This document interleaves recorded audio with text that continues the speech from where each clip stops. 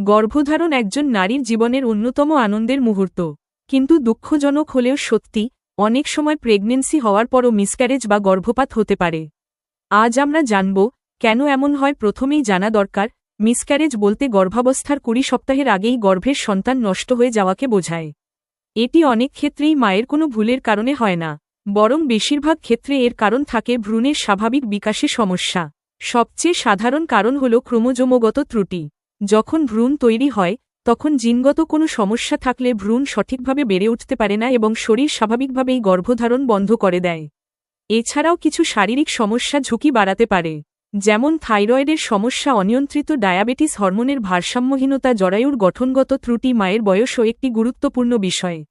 সাধারণত 35 বছরের পর মিসক্যারেজের ঝুঁকি কিছুটা বেড়ে যায়।